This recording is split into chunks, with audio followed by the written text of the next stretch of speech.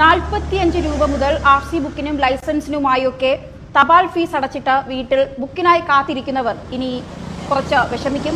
RC book, licence എന്നിവ ഇനി തപാൽ മാർഗം വീട്ടിലെത്തില്ല.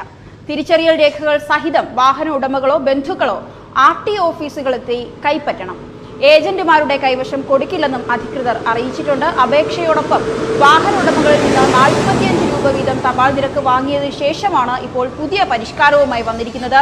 അതായത് പൈസ കൊടുത്ത് നമ്മളെല്ലാം വെറും ഉണ്ണാക്കന്മാരായി എന്നാണ് ഈ പറഞ്ഞതിന്റെ അർത്ഥം.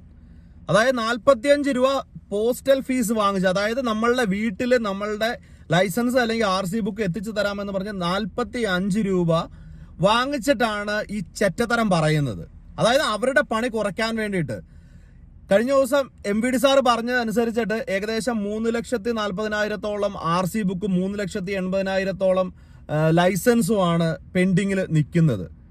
ഇത് പ്രിന്റിങ്ങിന് വേണ്ടി മാത്രം നമ്മളുടെ കയ്യിൽ നിന്ന് വാങ്ങിച്ചത് 200 രൂപയോളമാണ് ഒരു കാർഡ് പ്രിന്റ് ചെയ്യാനായിട്ട്.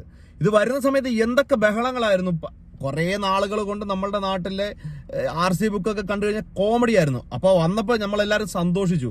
ഓക്കെ, ഇനി നമുക്ക് കാർഡായിട്ട് സൂക്ഷിക്കാമല്ലോ എന്നൊക്കെ ഓർത്തിട്ടാണ് ഈ 200 എങ്കിൽ 200 മുടിയാനായിട്ട് എല്ലാവരും കൊടുക്കുന്നത്. ആ 200 രൂപ വെച്ച് വാങ്ങിച്ചിട്ട് ഇതിന്റെ പ്രിന്റിങ്ങിന് 8.5 കോടി രൂപയോളമാണ് ഈ പ്രിന്റിംഗ് പ്രസ്സിൽ ഇവർ പെൻഡിങ് ആക്കിയിരിക്കുന്നത്. ഞങ്ങളുടെ കയ്യിൽ നിന്ന് പിരിച്ച പൈസ, അതായത് നമ്മളുടെ എല്ലാവരുടെ കയ്യിൽ നിന്ന് പിരിച്ച പൈസ മാത്രം കണക്കൂട്ടിയാൽ ഏകദേശം 146 കോടി രൂപയോളമാണ്.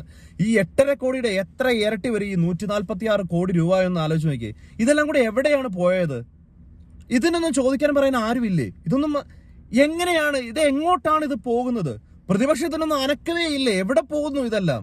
ഇതിനെയൊക്കെ ചോദിക്കാനും കണ്ടുപിടിക്കാനും ഒന്നും ഈ നാട്ടിൽ നിയമങ്ങളൊന്നും ഇല്ലെന്നാണ് തോന്നുന്നത്.